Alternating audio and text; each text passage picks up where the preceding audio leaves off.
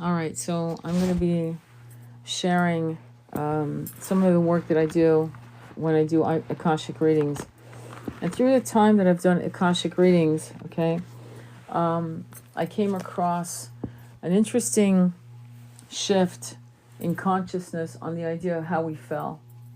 Now, we always get the sense that we fell because we sinned. We fell because we were evil. And this is something that's very Judeo-Christian, guilt-ridden philosophies that really don't do us justice. And so I'm going to share with you some Akashic readings that I've done of clients. And I can't tell you how much I learned from my clients because of their own past life experiences. Okay? So I'm going to share with you some of those wisdoms. And the reason why that's important, see, I think what I have to explain to you, all of you, is that every piece of the puzzle is an important piece of the equation to ascension. Sometimes we have very beautiful early childhood beginnings. There's no issues. And if you go on my YouTube channel, you can look at the last video I did last night. Actually, it was about masculine childhood trauma, childhood trauma. Excuse me, I can't talk. And today we're going to talk about some scars of past lives and how falling and not knowing how you fell can actually impact your progress during the ascension, because it's a reverberation. It's an echoing of something that went wrong, or an amnesia of a step down. So the reason why I know this is solid is because, first of all, the first time I ever understood the concept of how we fell, that was completely off the beaten track of, say, the biblical stories of Adam and Eve, right? And the New Age story of Atlantis, was when I myself remembered through sacred medicine how my twin and I fell. And that was a complete shift in the way I processed our relationship moving forward. It was a massive healing, because at that point I understood something and I was able to honor him because of what had happened to us and so forth. And one day I will tell you the story. It's pretty fucking woohoo, but then again, here we are, okay? Okay, so my first experience with a hypnotherapy session, I had a young woman transitioning from masculine to feminine who needed to do a hypnotherapy session to find out if she needed to do the final surgery, if you get my drift, okay?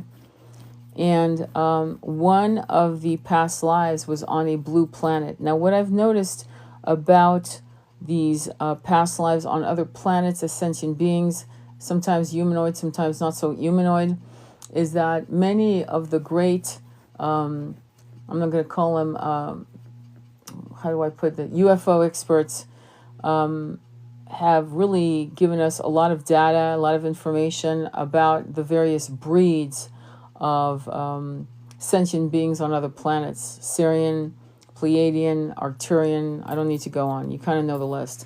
But what's interesting is that many of the ones that I'm seeing aren't mentioned. Some of these species are no longer, they didn't survive some of the cataclysm that happened with the Draconians and some of the geno that was happening off this planet. I hope you realize that. So it's funny how we've been told for many decades that the disclosure was coming, and the irony is that we are the disclosure to ourselves. So let's go back to this young person in their 20s trying to figure out what they wanted to do with the final surgery. And we ended up on 2 planets. The first planet was where it was a blue planet. The people were blue, very similar to Avatar.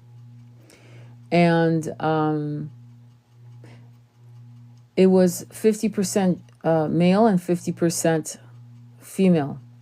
And if there was an imbalance of gender, you could actually change your gender at will. There's a movie about this, believe it or not, called Orlando. It was written by Virginia Woolf. Orlando, you can look it up. This concept of changing gender at will to experience something else is very, very common, because quite often we'll incarnate from male to female to male to female, and we do prefer one gender over another, you know, kind of like you got your favorite coat, whatever. Anyway, let's go back to the young person who was looking to figure themselves out.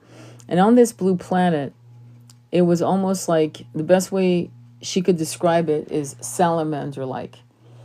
And she was able to change gender from masculine to feminine at will. Now, you might think that's insane. But you know what? We don't know enough to say that, because half the shit that we thought was science and fact 50 years ago, 100 years ago, has been refuted as foolish and is now no longer accepted as reality. So I'm going to jump to the portal, because that's really the point of what I'm about to share with you. It's really not the incarnation he had, because it was a rather very good incarnation. It was a very smooth, relaxed, loving community reincarnation. It was good. But at some point, she desired to understand herself in a deeper way, in a more stretching herself more, and a portal opened. The portal opened, and she stepped through and went into 5D on planet Earth. It was like a door that opened from one reality to another. That simple. Nothing crazy, nothing about I'm going to choose my parent, none of that. It was just, I want to experience myself.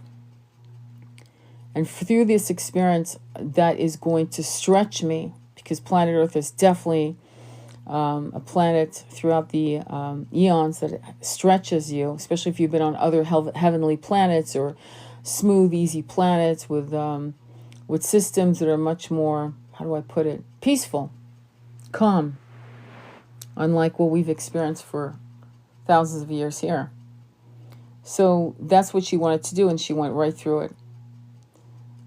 And but some of us did literally fall out of consciousness. So I'll give you an example. There was an Andromedan, and this planet was in 5D. Atlanteans were in power. They pretty much owned the whole damn entire planet, to be honest. And then there was the cataclysm. And some parts of this planet did not fall into 3D. I've mentioned that before in our live.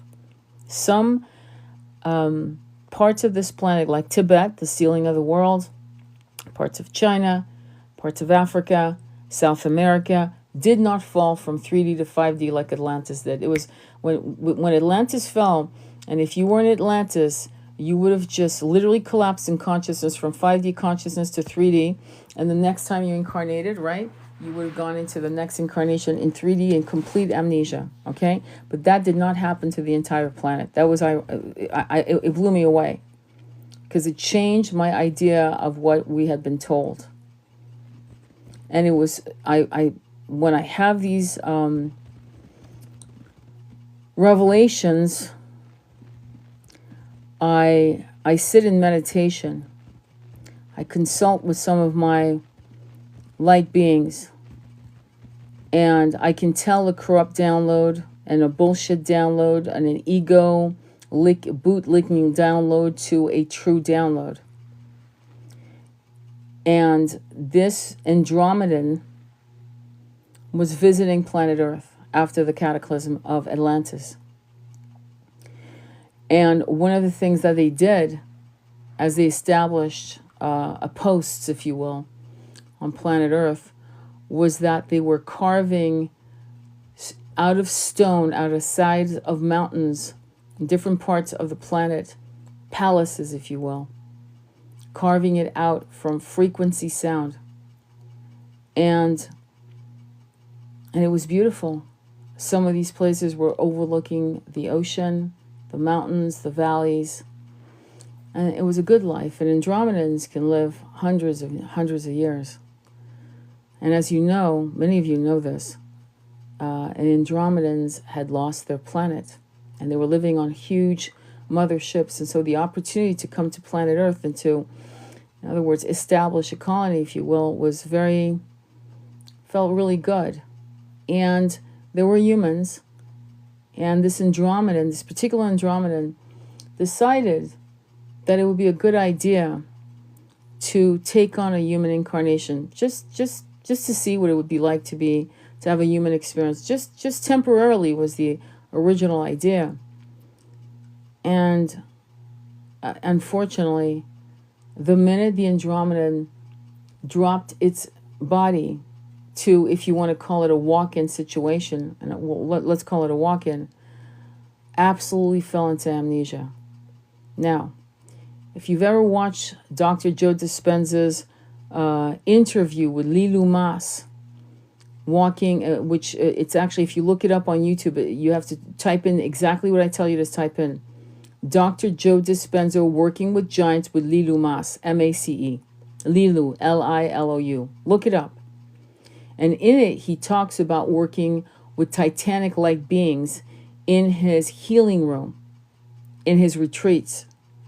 At the end of the video, which is over 58 minutes long, you will see 2 testimonials of women.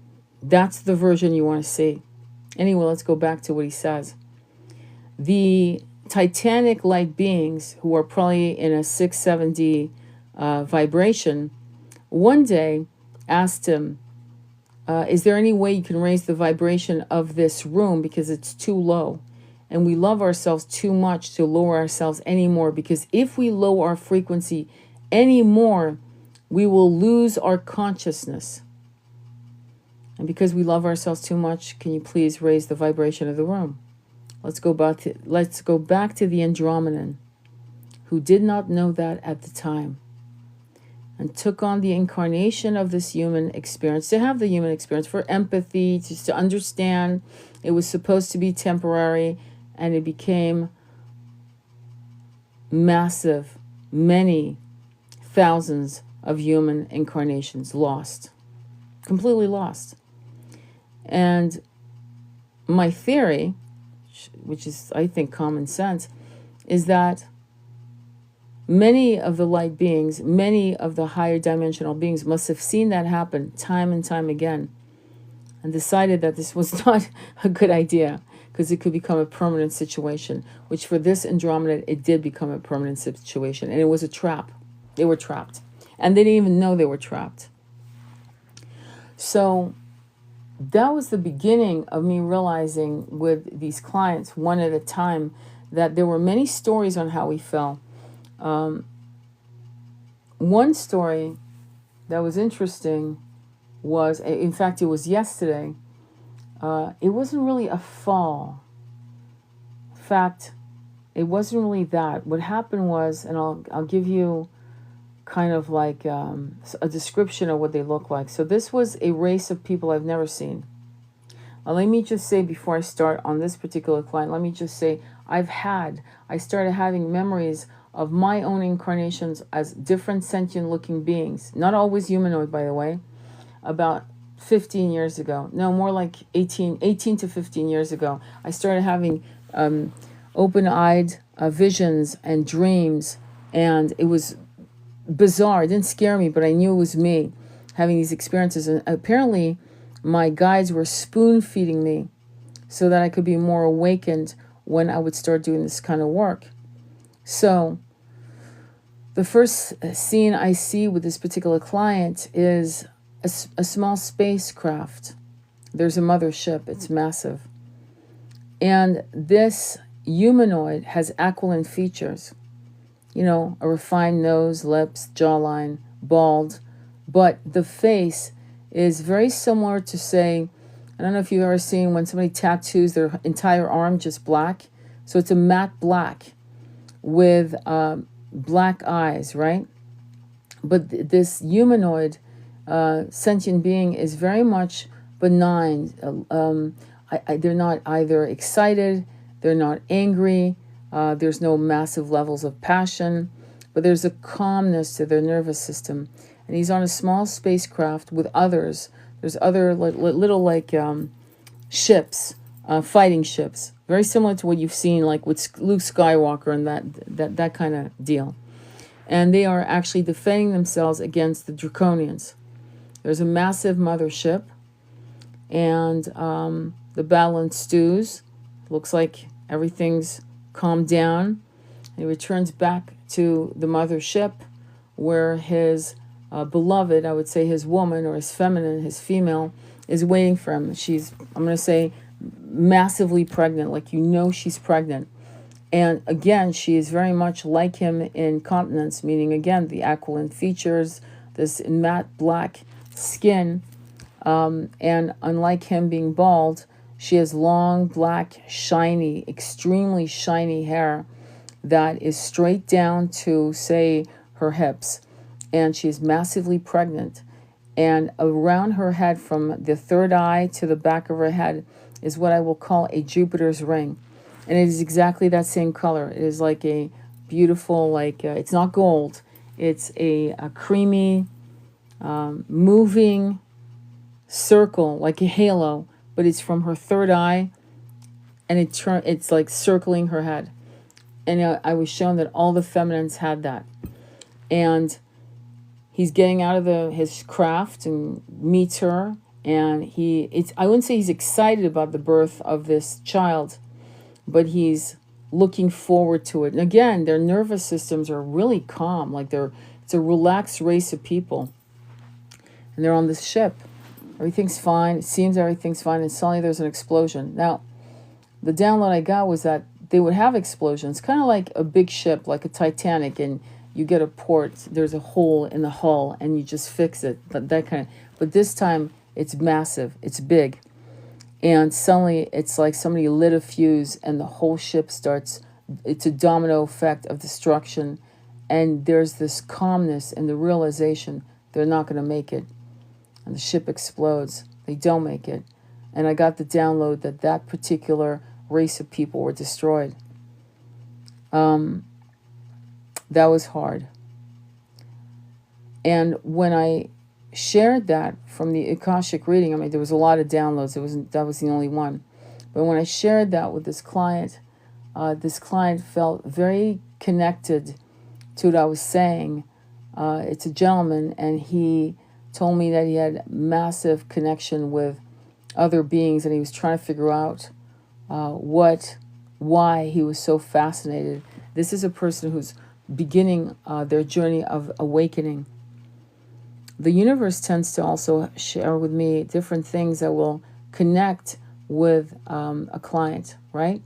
So one of the past lives he had was of a Comanche, 1800s, bare-chested. He's putting soot on his face. He's getting ready, and he's got a tomahawk, a rifle, and a knife, a blade. But he's doing like this dance, this ceremonial dance. He's getting ready. He's getting his head together. And he is going to, looks like he's going to do an ambush on these settlers, just men. They're all just men. And it's nighttime, and he's not about to announce himself. So it's not an honorable fight, if you will call him, but he basically starts the battle by simply shooting some of the men in the back, and the rest of them, he eradicates all of them. And the next scene I'm seeing, he is on a bay horse, and he's riding bareback, and he's riding at a massive speed. There are, it looks like soldiers, white soldiers, chasing him on horseback. And there's a massive ravine it's like a Grand Canyon, but it's not as big as that. And he comes to the point where, if he goes any further, him and the horse, it'll be like a Thelma and Louise moment.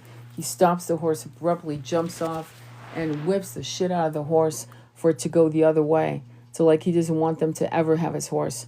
And what he does, and he starts running towards them. And they think that he's about to go after them. And he's not. He's running towards them to then turn around and do a massive sprint. And he literally launches off that cliff. He will not be taken alive. And he told me, I was in Utah. We were hiking the mountains. And I don't know why, he said. I started crying and crying and crying. And so for him, that past life as a Comanche made a lot of sense. It felt like this shivering of recognition, and then suddenly it was like a cascading of understanding that what had happened in Utah might have been that past life, and he was somatically remembering something lost, a piece of himself lost, but he couldn't articulate and couldn't see it. And so when I gave him, when this download came for that past life that he had, from drawing that from the Akashik records, it put something in him to peace. It was almost like you could say a soul retrieval, an understanding of what he had lost, and the grief of his people being as a Native American. Now, clearly he's not a Native American in this incarnation, but he was then. So what's interesting about Akashic readings is that the Akashic keepers will always bring some pretty fucking far out shit, and then they'll deposit something that they know will be either an actual confirmation where they know, yeah, I remember that past life in France, I was there during the French Revolution, or it'll be something that clicks. It's like, oh shit, yes. And it never fails. Let me see. Any questions or comments? Any questions or comments? Just going to check real quick. Let me see somebody's... Okay, so of course there's always some comments on the live that's... Anyway, another... let me see. Did you guys have anything else to say? Okay, no. Okay, so another past life, and this one is from the same gentleman, where he was a woman. Now, it's interesting because this past life was interesting, and it's pretty complex, but I'm going to share it with you anyway, because it blew my mind. So I'm seeing a woman, a young woman, probably 16, 17 years old in the visage, in her appearance. She's definitely not that age. She's more like 300-400 years old. And she's walking. Again, it looks like a ship. I don't see any windows. And there's a kind of a warrior, but it's not really a warrior. It's like, a space warrior, a starseed behind her. I can't see his face, but he's pretty big compared to her. And this woman is my client. It's clear. It's her. And she's got blonde hair, like almost platinum blonde hair, very pale white skin, like a golden sheen to it, and these incredibly arched, beautiful arched eyebrows, but they're absolutely like blonde, streaked in blonde hair, and dark eyes, like very dark eyes, almost like black eyes, right? So there's a massive contrast that like clashes with the lightness of her complexion. And she's wearing like a toga, I would say materials like very, very finely weaved toga, white, cream, winter white clothing. And there's almost like, it feels like 7D. And a lot of people feel like, oh yeah, people from high dimensions are all kind, kumbaya. Well, no, because Lucifer came from higher dimensions, and clearly he wasn't the best of souls, right? Obviously. So this illusion that we have that as soon as we get into 5D, we're going to be all incredibly perfect, and we're going to be all Gandhis or whatever the hell we think, or Paramanta Yogananda, people of that level, or avatars, is not completely factual, or else we would have known the history of the Anunnakis that came here and did the kind of fuckery that they did. So let me regress back to that scene. So the scene opens up with her walking. Again, beautiful, stunning woman, somewhat like 5'6", 5'7". The man behind her is much taller than her, and he's showing her this how do I put it? It's like a command center. That's exactly it. And it's empty. It's empty because everyone is on another planet, negotiating peace. There's celebrations happening on off-planet, including on the craft. And there's a switch. It's like a light switch. And she's flicking it with a long nail. And she's saying, what would happen if I flick this? And he says, one answer, war. She goes, why? He says, because missiles, and he didn't say missiles, are like, it was like telepathic. It was like these tools that can hurt, destroy, are pointed to the planet for protection of our people, our ambassadors. And if you push it, touch it, whatever, chaos. And there was in her consciousness almost like zero fucking empathy. You could call her a psychopath, but really she was 90% mind. There was no heart consciousness. There was no empathy. There was no care. There was just curiosity and a very cold reptilian intelligence. Though if you looked at her, you would have said, well, she doesn't look draconian. She doesn't look reptilian. But her mind, her consciousness was definitely reptilian. That was my client. And she, on an impulse, there was this impulsive power around her, and selfishness and coldness, but curiosity was the main energy. And so she did. She flipped the switch. And as soon as she flipped the switch, it was like a lever literally took her from 7D to 5D. And suddenly she's in a jungle, and I see Mayan pyramids. And she's found by the Mayans. And of course, as soon as they see her, they find her in the jungle. They're hunting. They think she's a goddess. And because they think she's a goddess, they take her in and they treat her like she's a goddess. Because, I mean, look at her. I mean, she's got these black eyes and this white skin that's shimmery golden tone with these blonde eyebrows and long hair, and the clothes she's wearing, right? It's otherworldly. It's shimmering, it's glimmering, it's glowing. But what happens is they're doing sacrifice, and you know what I'm saying, Mayans. And she revels in it. She revels in being a goddess. She revels in being honored, and generations are born and dry, and 200 years elapse, and she is still worshipped as a goddess. Blew my mind. And the next thing I see are Pleiadians. They've been watching what's been going on, and they're like, yeah, that's not going to work. So they come in, and they are very Nordic looking as well, by the way, but they are Nordic looking. What that means is that they have various hair color, auburn, raspberry, blonde, blonde, what's the term? Oh, strawberry blonde. You get the sense, okay? So they have Nordic looking, light eyes, gray, blue, and they land, and they try to tell the shaman, chieftain, look, don't do that to your people. Like, they're trying to convince them not to continue these massive sacrifices, and they've got her under custody. I'm not kidding. And they're trying to explain to the chieftains that are like completely in awe of these gods now. They see everyone as gods. And she is taken into custody, and that's all I was able to see. There was nothing else to be shown. So the takeaway for him was twofold.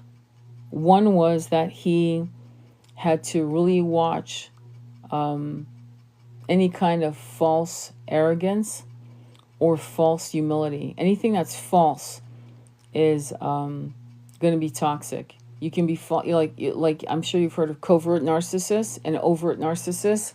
Covert is just as toxic as overt. Coverts are, I'm a victim, woe is me, have pity on me. Overt is brash, arrogant, swaggering, take charge. Either one is false, because it's a false persona. It's a toxic persona meant to manipulate people. So that was the lesson, and that was the fall. And I can share more about different falls, how people fell, how souls fell, rather, not how people, how souls fell to get trapped in the conveyor belt of these incarnations in 3D. And each one is different. One of them that really surprised me was one where it was a tribe of what I would call African-looking star seeds. But they were not African, clearly. But I'm using that term to make you understand. Very noble people, very powerful people, very healing people. And there was a plague going on. I saw pyramids, but it was not from anything I could see, any dynasty I could recognize. Does that make sense? In other words, it was not the Tutankhamun dynasty. It was not the Akhenaten dynasty with Nefertiti. It was something way farther than that. And at least that's what it appeared. And so there was a plague, and they were down here to help the people. And they were helping the people, and suddenly there was a barbaric race of light olive skin, bearded, big, muscular, greasy haired throngs of men who started rushing the gates of certain areas of the established rooms they had put together to heal the sick of that particular land, the people in that particular land. And I will say it was Egypt, but it was in Egypt that was way back when. Okay, so they rushed the healers, and she fell because, not because she did anything wrong, she fell because as they were rushing her, she was deer in the headlights. She was in shock because she was giving healing energy to the very, very sick and trying to save people's lives, children, women. There were wards of people. And as they came rushing at her team, if you will, at her front, her cohorts, if you want, her people, and herself, she was deer in the headlights. She froze in shock that they would attack her while they were trying to save their people's lives. And then something foreign emerged out of her, and it was fear. Now, what the irony of that moment is that had she not been frozen, she could have literally stopped them with thought. She could have also literally levitated above them by just thinking about it. But she was such in shock, and those seconds of hesitation, at that point emerged fear. And when they tore her apart, kind of very similar to Plato's parable of the cave, tore her to smithereens, and as she was dropping her body, fear was what surrounded her, and that's what made her fall. So it's really interesting when you see how people fell. Let me read your comments. Let me see, because I can't read it very well, so I'm going to see this. That's why Celtic women form wagon walls and men cannot retreat, or if their own women come back. Okay. Far beyond, I can't, I'm sorry, I don't understand what you're saying about wagon. Imprisoned. So I don't know what you're saying. No offense. So that's one of the things that I'm trying to refine more and more is how we fell. Because I'm starting to realize that how we fell, the basic collective story of Atlantis and Adam and Eve is faulty. There was another one where one of my clients was an Anunnaki. And there's nothing wrong with that. I'm just saying not all Anunnakis are evil. I hope you guys know that. I hope you do. But anyway, so she was actually one of the Anunnakis who was a scientific-minded soul playing with DNA, creating the human race as we know it. And or probably not the one that we know, but another humanoid race. And she had absolute contempt for what she was creating. And it was a slave population that they were trying to create. They were going to be docile. She wanted that. And something went wrong. And instead of having a docile race, they actually created a warrior race. And it kind of went weird, wonky. And she was part of the decision-making to destroy a whole people. And then she went back into the lab and created another race. And that arrogance and contempt for thinking that what she was creating was going to be subhuman, meaning they would never have souls like her people, right? The Anunnakis, they would never, no souls of that level of high frequency would ever own or even be a frequency match to being incarnated into these kinds of bodies that you and I have. And the irony is, when she did drop her body at some point, I think there was I'm trying to remember what happened. Yeah, I think there was a betrayal, some kind of betrayal that happened, and she was harmed, and she dropped her body rather violently, which was a shock to her as well. And the next incarnation, she was the very thing she had created, a humanoid. And from then on, the hamster wheel of the conveyor belt of incarnation began for her. So some of us fell because we fucked up. Some of us fell because of just a mistake. It was like a fall from grace. And some of us were betrayed, and we were given promises not kept, or promises that were actually lies. And we were tricked into taking incarnations. We were tricked into falling out of the higher dimensions and brought to planet Earth. And so whatever downloads that you're going to start getting as you emerge out of the long sleep, like, make sure that it is not a corrupted download. The corrupted downloads, when you get corrupted downloads, you feel like shit. It feels weird. It feels almost like you're being manipulated, and it doesn't feel good. And sometimes even it will show itself. I don't know how you guys visualize your downloads when you do your meditations or whatever, but if you are clairaudient, clairvoyant, clairsentient, then if you're lucky to see like I see, and I know it's a corrupted download by many things, including how I feel, but also if the colors are off. And I don't mean colors like high vibrational, high dimensional colors that we can't see with our mortal eyes. I'm talking about colors that feel heavy. Like, you have to be highly sensitive. And once you see something that isn't right, then trust that feeling, because it probably is a corrupted download. And at that point, you know that you got to back away from it and clear the energy. There's a lot of weird manipulation going on, but when it is not a corrupted download, I'll give you an example. You get confirmation within the day or within 48 hours. I'll give you an example. So I was meditating on a quartz crystal, a cactus quartz crystal. I wanted to infuse it with light codes from Buddha, but it was being rejected. It kept saying Yeshua, Yeshua. I went, okay, fine, okay, screw it. I'm gonna go with Yeshua. So I went ahead and went into a deep meditation of Yeshua, and I started seeing Yeshua in the sacred marriage with Mary Magdalene, and they were wearing they had long hair and dark olive skin, and tanned by the sun, and it was a wedding they were celebrating, and had just gotten, you can call it a wedding, you wouldn't call it a whatever the hell, but a bonding a union, okay?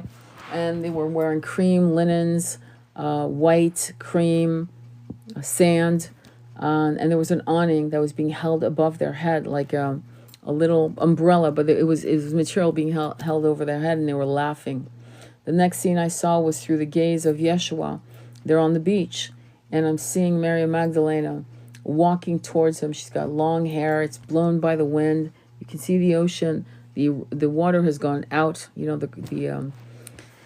Out, and so there's a lot of sand, and she's covering her nakedness, her breast, her vulva, her belly, with this red dress, long sleeve linen, and I'm like flapping in the wind because she's got it sideways to cover herself, to be modest, but she's walking towards him.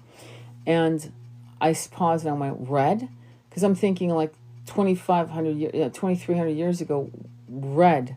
Like, that shook me up. I was like, okay, well, I'm not going to argue with my guides. I'm just going to accept that. And I came out of meditation. 6 hours later, I'm making dinner, and I'm watching Freddie Silver doing an interview with Regina Meredith on the Knights Templars, and he's talking about Mary Magdalena. If you know anything about the Knights Templars, you guys know there's a connection between Mary Magdalena and the Knights Templars, the Holy Grail. What was it called? Holy Blood, Holy Grail was the book that got the Da Vinci Code. In other words, Dan Brown kind of stole from that book, Holy Blood, Holy Grail. Okay, anyway. And what does he say? That Mary Magdalena came from a high priest sect and they wore red dresses. Blew my mind. So what's interesting about when you have pure downloads, you will get confirmation. They will always confirm in some fashion so that you know that it wasn't bullshit, so it was real. And that explained the red dress. Apparently that was something that all of the high priestesses, and apparently Mother Mary was also part of that sect of high priestesses. There's so much we're learning, it's amazing. There's so much we've forgotten, and so much that was eradicated from our consciousness. And I'm always amazed at how, for example, how the divine couple, Mary Magdalene and Yeshua, was ripped out of our consciousness to create the chasm between the sacred masculine and the sacred feminine by design. By design, because we can bring so much when we are in union with our beloved. If you think the twin flame, twin ray journey is just for your kicks, what it is to rebalance what was ripped out of our consciousness by Judeo-Christian belief systems that were there to oppress the masses.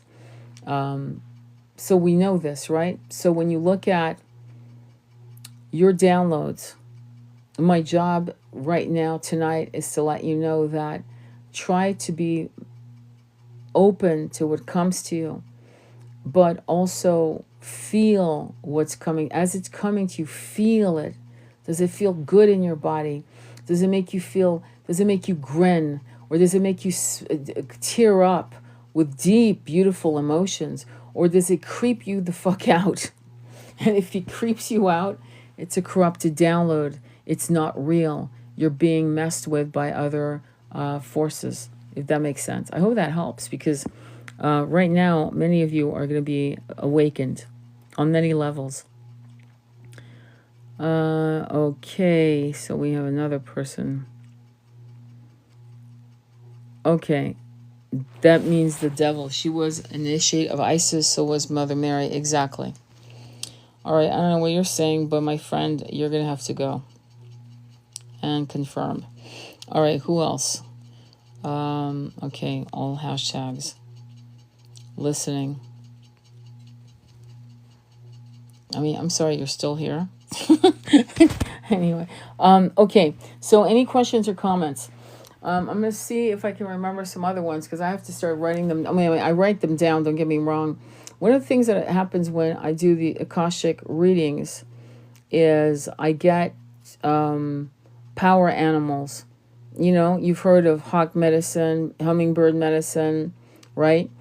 So what will happen is that when I do an Akashic reading for a client, the first thing they download for me, I don't know why they do it. Maybe it's for my own entertainment. I have no idea. But maybe they ease in. But I usually get power animals. So one of the power animals that was a hybrid, or maybe not, honestly. If you've ever read Journey of Souls and Destiny of Souls, then you'll know what I'm talking about. You'll know how Michael Newton talks about how when we drop our bodies, we're going on other planets, we're helping create new life forms, things of that nature, right? So if you haven't read those books, I'm sorry, but you need to read them, because it's going to bring you up to snuff with what's going on. If you've never heard about Zachariah Stitchin's The 12th Planet, he's talking about the Anunnaki. He didn't make this shit up. He simply translated the Sumerian tablets. Billy Carson's just come out with a book on the Emerald Tablet that breaks down what Thoth, who was an Anunnaki, was doing. We had Anunnakis that were evil, and we had Anunnakis that were good. We had Anunnakis that wanted to subjugate and had massive contempt for us.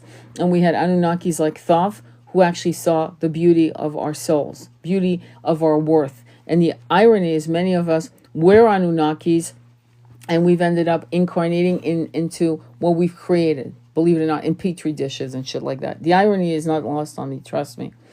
So one of the things I want to share with you is that the most important thing, if you can't remember, if you can't do a guided soul retrieval, a guided meditation through a YouTube, I have one on YouTube myself that I put together about a year and a half ago. It's like less than 10 minutes. I think it's 12 minutes actually. But anyway, it's on my YouTube channel. You can do that one. You can do 20-minute ones that are phenomenal. Just choose one that resonates with you, and then go ahead and do a what I would call it's called a soul retrieval guided meditation, and ask your soul, when did I fall? When did I fall? And let it go, let it rip, and don't be afraid. The worst thing, don't be afraid. Just, you should want to know this, because it's going to help you clear a lot of some scars, aka impressions, pretty fast.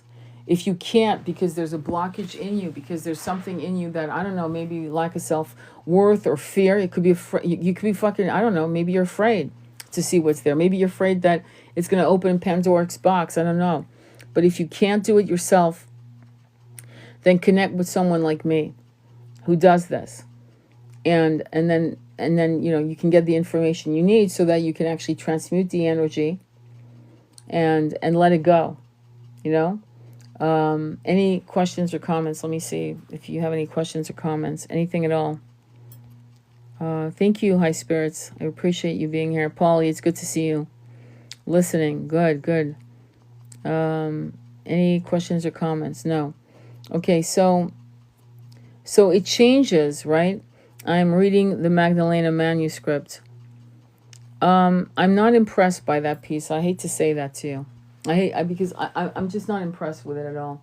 I'm not buying that. I'm sorry. I'm not buying it at all.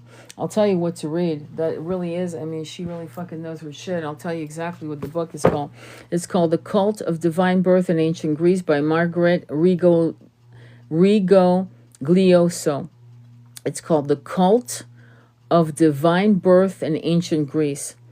And it starts, she's got a couple of books. She's a PhD. She's amazing, and she knows her shit.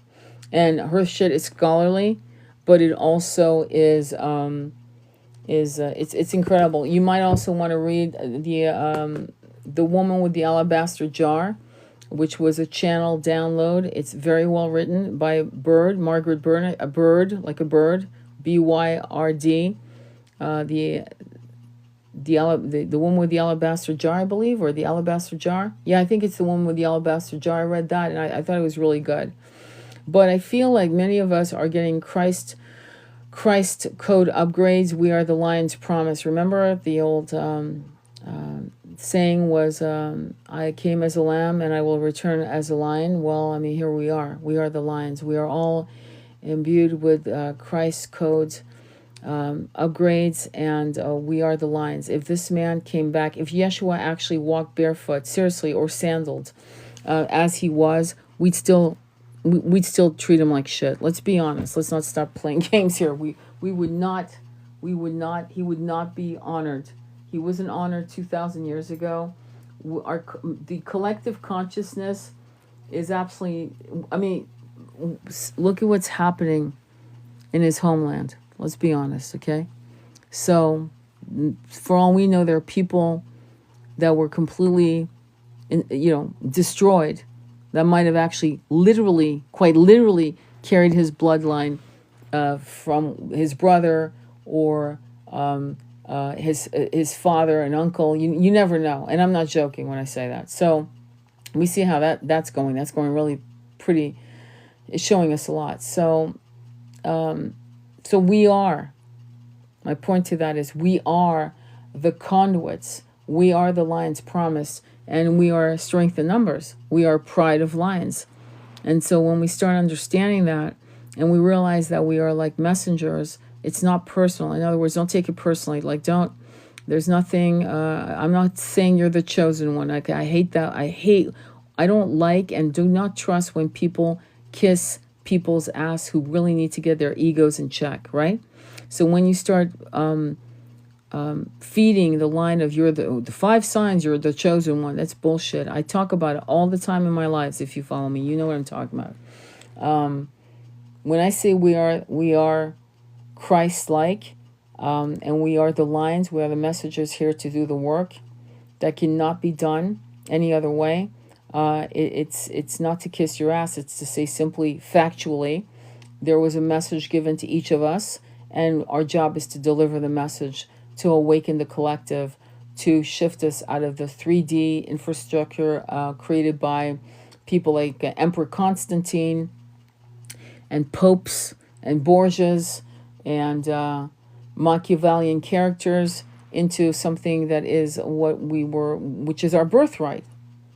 I'm really loving how a lot of people are finally like doing, content saying, and you see the background of nature and all this beautiful stuff behind them. They're saying, I don't understand. Why do I have to pay to live? Why do I have to pay to live? Why can't I just literally build me? I mean, go to Scotland, Wales, and Ireland, and you'll see huts, grass huts. They're still there. Beautiful little hobbit-like homes, right? Why is it that we have to pay this tax and that tax and this and that and the other to keep us so up our heads, so up our asses? We don't have enough time to meditate, connect with our families, ourselves, our light beings. We don't, because we're constantly working, constantly trying to put together, trying to not be homeless, one paycheck away from home. Come on. So it's wrong. And it's beautiful to see so many people waking up to that truth right now. It's very similar to, Yeshua turning over the merchants' tables. But it was one man. Now there's hundreds of thousands of us. You know what I mean? Anyway, any questions or comments? Okay. Honestly, repent for what, my love? Are you that lost that you feel like you need to repent? Enjoy. Okay? Enjoy. I don't have patience for people who still want to beat this idea that we were born in sin and that we don't. There's too much data that overthrows stuff. I used to live in Rome, okay? And it's funny how a lot of these people have never even fucking stepped foot in Rome. And I used to live there. I didn't go there for 5 days to a tour with a group. I lived in Rome. And in Rome, I used to walk by with my mother by the Vatican. The Vatican has its own post office, meaning it has its own stamps. It has its own bank.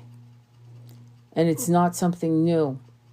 It is a very powerful entity, and it's not a theory. My download is that much of the things that were ransacked from the last pillaging of the Alexandria Library in Egypt are in the bowels of the Vatican. Things that has not been revealed to us. But what we do have, which is the Dead Sea Scrolls, and the Sumerian tablets, and our own downloads, and our own experiences of Area 51, and pilots putting their careers on the line, talking about things you can't explain. And I remember listening to that shit when I was a kid, and it's real stuff.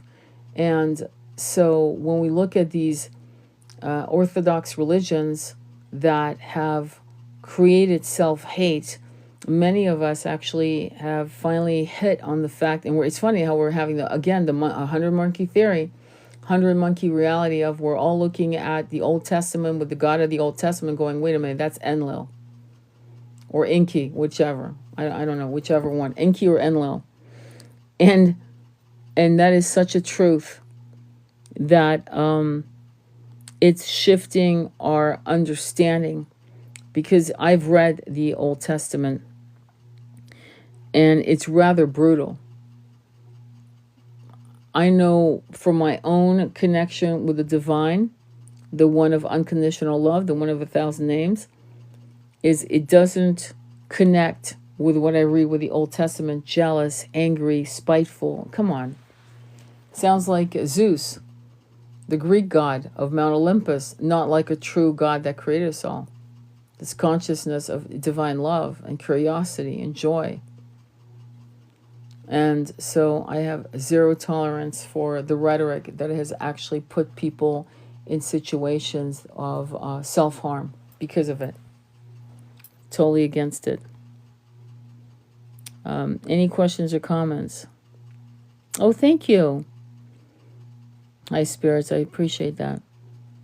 I really appreciate that. Thank you very much. It's very kind. I wish I was more prepared, but something had told me to just jump in and talk about this, a couple past lives. Many of you who are waking up because you know that you've been homesick for a frequency, a home that you can't name, but you feel it, and you felt it from the very beginning of being aware of your own consciousness. It could have started when you were 2, 3, 4 years old. You may want to go deeper into those imaginary friends you thought were imaginary friends and see if they weren't part of your guiding team. You might want to check out and see if they weren't part of your tribe. There's so much I could share with you, but I don't want to woohoo you too much because it's a little, for a lot of people, it's way woohoo. Thank you for coming forth and doing this. Your words hit home for me. Oh, good. That's why I'm doing this, because it's 1 o'clock in the morning and I could use some sleep, but something told me to do this. I will one day. I've written, when I did St. Pedro, the grandfather, I was shown how my twin and I fell. And it's not that I'm not comfortable in telling you, it's that it's lengthy, because you see, it wasn't a flash of information. It was a complete linear download of what happened and how it happened. And it made me understand the debt I owed to, it's not that I owed him anything, don't get me wrong, but for me, why I felt as if I owed him more, than I probably should have thought. But once I saw this past life that went back hundreds of thousands of years, and how we fell at that point, I was like, holy shit. What I can say to you is this: I fell first, and it was a trick. I'd been tricked into going from 7D into 5D. And it might sound like only 2 points down, but it was a massive fall, and I felt it. And when I landed on this planet, by the way, we had, me and other females had been trekked. We were females, and our masculines came to or tried to come get us, but by the time they were able to figure out how to come without losing their consciousness. Remember the beginning of my life tonight, what I said about losing consciousness? By the time they came, we had lost ours. Complete spiritual Alzheimer's. Complete. We didn't remember who we were. We actually believed that we were human females. And that created a domino effect and trapped us. You could say, I could see why people say that planet Earth is a jail planet. It technically isn't unless you believe it is. I mean, if you believe it's unsafe to go outside, your home becomes your safe haven, right?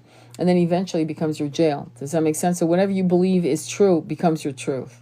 That's the dangerous thing about listening to a lot of New Agers who are saying, yeah, it's a prison planet. And I would say to you, no, it's not a prison planet, because if it was a prison planet, we would not be awakening to this level of consciousness, and we would not be moving out of the frequency of ignorance and moving into the frequency of freedom, of fear, and from lack, and realizing that we are evolving at an incredibly fast rate, so fast that it's impacting many of you impacting your sleep, what you eat, how you feel in your body. You might actually feel like you're not in your body. You might feel like you're like gaga, you're like delulu, like, whoa, I'm not feeling grounded. It's one of the ascension symptoms.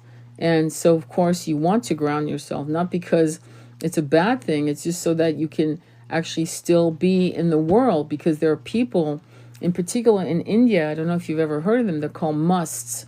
And musts are souls that have incarnated on this planet in India, who are so blissed out by the essence of God, or the divine one, our creator.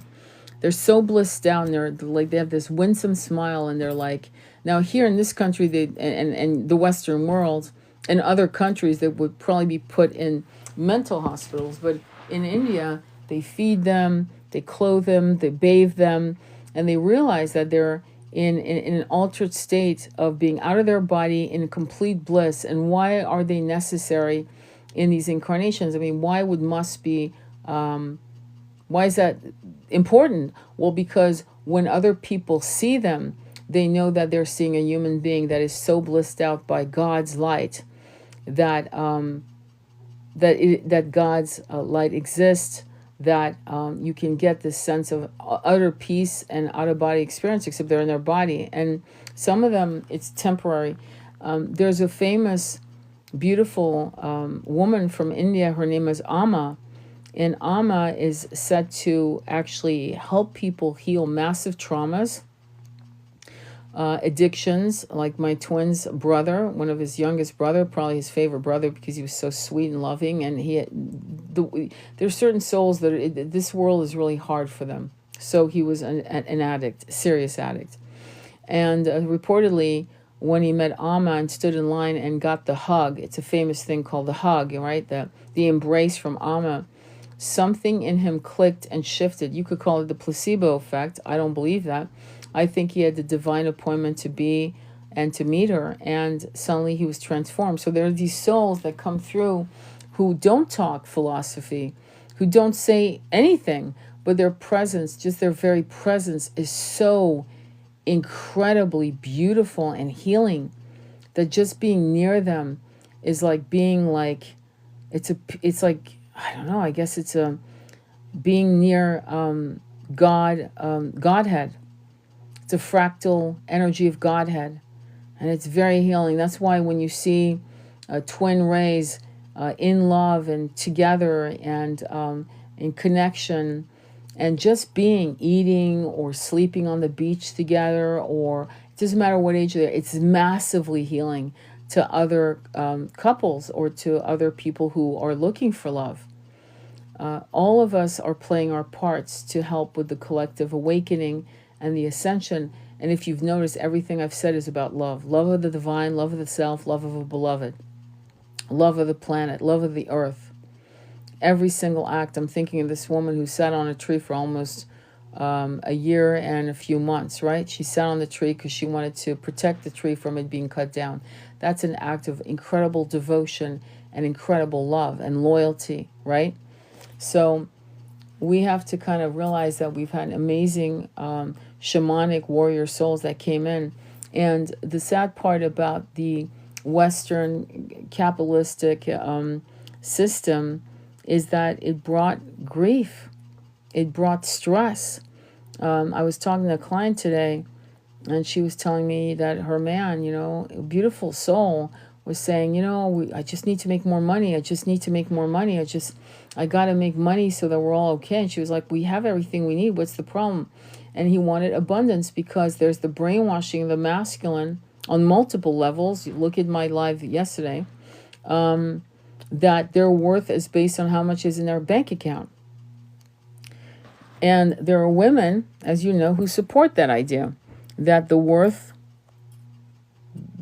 of a man is what he brings to, excuse me, there's this puzzle thing they keep wanting me to do. Hang on.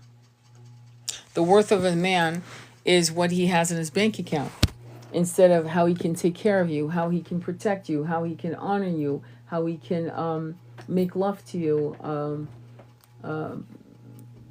share his wisdom with you, and you share, and he wants to hear your thoughts, and he wants to know every single thing that makes you tick, and vice versa. And there's this, you can't buy that. You can't buy that. That's not a bank account. That's time.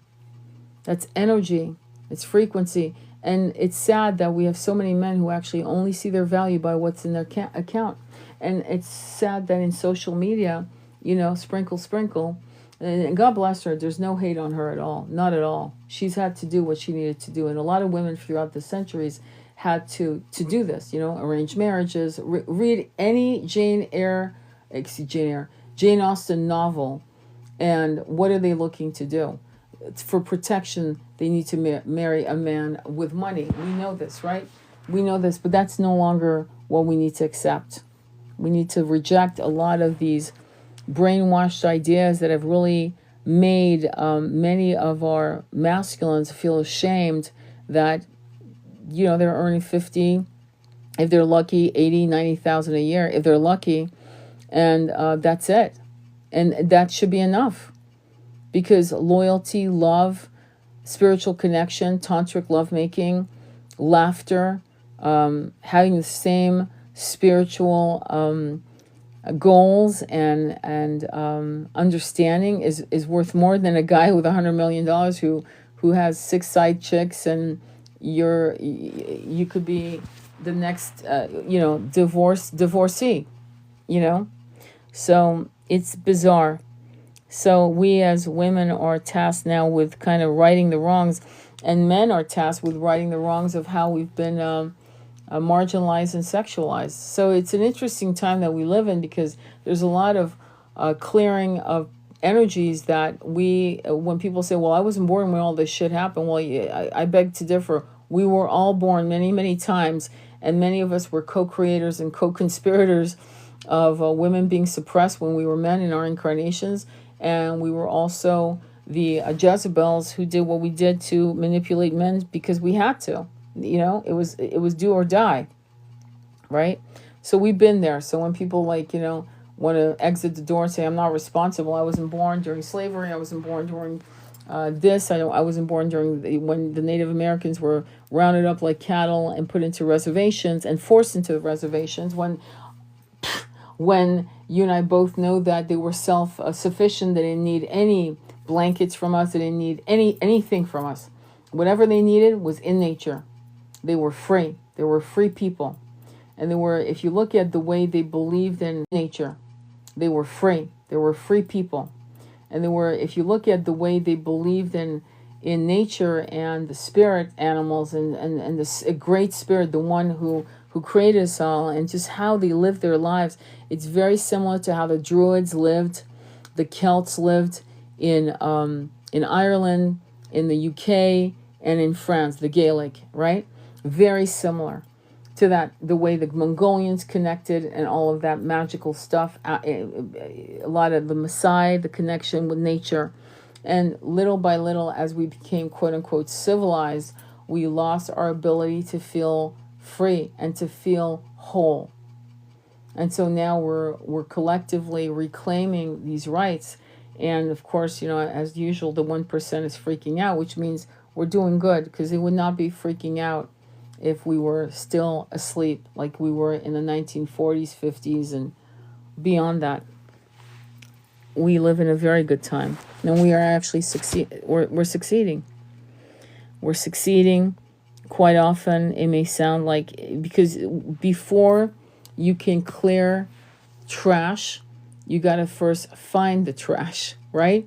You got to rake the leaves, you got to get all the trash. So all the things that you're watching happen, the collapse and the exposure of evil in all its red, fanged, toxic, deviant faces that you're seeing being exposed and rolling into you. And it might be shocking you and making you feel sad, but actually I would say to you that all of the crap, it's like making soup.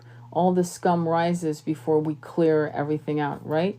Similarly, that's what's happening right now. All the shit, all the toxin deviancy is rising to the top, and we have to skim it out until we have a clear broth.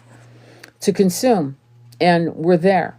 We're actually walking the path. We're doing everything right. And your job is to protect your energy by calling on your angels, guides, and allies. So you would say every morning, I'm going to give you some instructions, and I hope you follow them because you will actually gain great benefits from them. When you wake up in the morning as you're hitting the snooze button, the first thing you should be doing is working on your 9 somatic chakras by saying thank you, thank you, thank you per each chakra, turning them clockwise. You go from the root to sacral to the hurrah at your belly button and so on, right? You know your chakras, all 9 somatic chakras. And each chakra gets a thank you, thank you, thank you as you turn it clockwise. Yeah, if you can't see it, you intend it. If you can't see the color, you intend that the color is a beautiful red, for example. And that's going to put you in the frequency of gratitude. Then the next thing out of your mouth, the snooze button, you're hitting it again maybe, or you're finally getting out of bed. You should say, angels, guides, allies, I give you permission to guide me in word and action and protection. And you can visualize Archangel Michael, Metatron. I personally call on a few archangels, like more than 5. But you do your thing. If you just want to call on one archangel, it's all cool. Whatever you want to do. And at that point, you start your day from a place of gratitude and a place of protection, abundance. And if you want to add something else, you can sage yourself beneath your bare feet, between your legs, underneath your armpits, around your head, and say, I attract only people of light. Only people of light come to me wherever I go. Abundance of love, health, and wealth. Follow me wherever I go. Love, health, and wealth. Because wealth means nothing if you don't have love to share it, or health to enjoy it. Going hiking, riding a horse, going swimming, making love. You better be healthy, right? So those are the important things of that. And then you're set for the day. If you don't have time to meditate in the morning, fuck it, then do it at night. Do it in your car. I used to meditate in my car. I'd have a lunch break, right? And I'd leave the crowd because they're paying me to work, not that I wasn't friendly, but I would go to my car and do a 15, 20-minute meditation. I would do another one when I got home, okay, before I went to bed, to recalibrate myself, to clear myself, and I would sage again to clear the energies of other people that might be clinging to my auric field. So there are all these things that you can constantly do to make sure that you are always clearing your energy, because what happens is that if you're around people who are depressed, especially if you're empathic, and many of you are massively empathic, especially as you're waking up to your powers. You are empathic. That means you're standing in line at Walmart, Trader Joe's, Whole Foods, however, and you are going to pick up on someone's depression, anger, and you're going to know, wait, hang on, this is not mine. Like, where the fuck? I was good until... So saging sages and clears all that energy out of you and away from you so that you can actually go to bed and sleep. More likely have a good night's sleep. And it's not your shit. You've actually cleared it. So any questions or comments that you wanted to share? I'm trying to remember another... So I really do need to actually start writing them down correctly. In other words, because some of the shit I write, it's so fast when I do these Akashic readings. I have to write very, very fast, and my eyes are closed, and it's intense. And all of the lives, these incarnations, are incredible. Like, incredible. So let me go back to the power animals. So one animal that was wild, and I knew it was from another planet, it wasn't a griffin. You know what a griffin looks like, right? So this was a white head of a stallion, white, and it was shaking its head, and the mane was long. And then as I panned away from the head, sideways, 3/4 view, I saw the body of a lion, the claws of an eagle, and the head of a horse, of a stallion. It was beautiful. It was actually quite beautiful, strikingly beautiful, and it felt like it was an actual animal, but not from this planet. And I remember also seeing a white lion, but not the kind of white lions that we have here at all. It looked more like a Turkish cat. It had long, beautiful, silky fur, like the mane of a young male lion that you would see the beginning of a male lion when the mane's just coming in. They're teenage lions. But it was white and gossamer, like fluffy, with blue eyes. But it was big, but it was more like the body of a cheetah, a little thicker than that, but not quite as thick, but long-legged like that. It was an interesting, so it was you could call it a hybrid lion, right? And that was a line from another planet. When you get downloads, when I do the Akashic readings, you have to understand those kinds of details. No one's that fucking creative to come up with shit like that in seconds. It's not how it works. If you've ever tried to write a creative short story or even a novel, a fiction, sci-fi, whatever you've done, you're sitting there fucking trying to come up with shit. So when you're doing an Akashic reading and you're getting downloads like that, right, that are specific, detailed, that's crazy. Because it's taking like 15, 20 minutes of all of this stuff. It's almost like a waterfall of information. And there it is. And I damn near almost always get a confirmation. Like I said in a previous live where I saw a unicorn, right? It was a unicorn. I won't describe it. But what was important is that when I told the client said, oh my God, yes, I bought my house because there was a sticker of a unicorn. I had no idea she was into unicorn. None at all. So the universe will give me information so that it connects to the client who will say yes, confirmation. And they do that. They're smart, obviously they know how we always gaslight ourselves. We're good at that. We're not good at getting real downloads and actually honestly trusting divine downloads, because I don't know what's wrong with us as a people. I really don't. I mean, you think of Joan of Arc getting fucking voices in her head and literally rallying an army of French soldiers into battle against the British. She was getting downloads, and I don't know how many confirmations she was getting, but you got to realize, again, this is the Dark Ages, and she's a woman. And somehow she took warriors, older warriors. She galvanized an entire country to follow her as the voice of God. So if I were you, I would just learn how to discern between corrupted downloads, and you will actually see content creators who are, I guess, psychic. I'm saying I guess because they'll say shit that's so fucking dark, and I know it's a corrupted download. Why do I know? Because they're massively emotional about it. That's and it's not a good emotion. It's not a euphoric like feeling of joy. It's a feeling of doom. That's when I know. It's a corrupted download, and they're down in the dumps. Even if you get bad news in a clear download, your heart feels light, because and I'm calling it bad news in a 3D term of consciousness, it's not bad news. It's something that needs to end, and perhaps end abruptly for the new to happen. Does that make sense? And so in a 3D perception, what is bad news to them would be, to a transcendental mind, the silver lining is all over. It's green flags everywhere. It's like, yeah, for us to go from point A to point B, we have to completely destroy this part of reality to create that part of reality. And this part of reality is so beautiful that losing this is well worth the effort and the discomfort. You see? And so when you get a clear download that is divine, from divine source, unconditional love, divine source, you're not going to feel you're not going to feel the doomsday energy at all. You're going to feel clear, good, solid, sure-footed, light. Does that make sense? That's how you know. Okay. Let me see who else is here. Any questions or comments? So let me read here. Let me turn this so I can read it. Let me see. You want to record it like a video or voice memo and then write it out later? Let me see.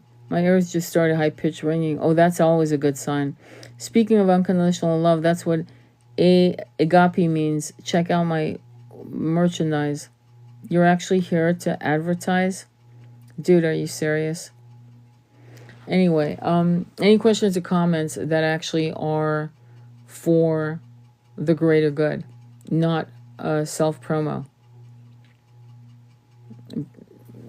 Dude, if you can't get your own following, then I'll tell you why not. And there's fucking. Let me just say something to you guys. When someone is going on another person's life to promote their product on a spiritual level, are they truly spiritual, or are they greedy and clawing at trying to grab things from people? When you're on a spiritual path, you really know that if you are doing things for the greater good, the universe will provide everything you need at the right timing. But when you start like fucking trolling other people's lives or whatever to promote yourself, it's almost like you're not trusting the process of manifesting, or that you're doing things for the greater good. As a matter of fact, I'm going to share that with you. I was telling a client, when you manifest, let me put it this way. If you were Elon Musk and you were about to hit the $1 trillion mark, would you allow what's happening on the planet to happen? Would you allow all the homelessness, all the bullshit? Or would you roll up your sleeves? I mean, and I don't mean writing a check to fucking charities. I don't mean that bullshit, because that's bullshit. I mean, would you roll up your sleeve and start going from corner to corner of the planet, going, we need to build this, we need to stop that, we need to bring dwellings into this part of the world, and it would be almost like systematically like rolling out projects all over the world to clear, to clean, to bring new communities, and birthing hospitals and libraries and museums, and making sure that there was a balance in people's salaries, and setting up a system where everyone had what they needed. There are still countries where people, their average ATM withdrawal is $10,000 a day. Okay?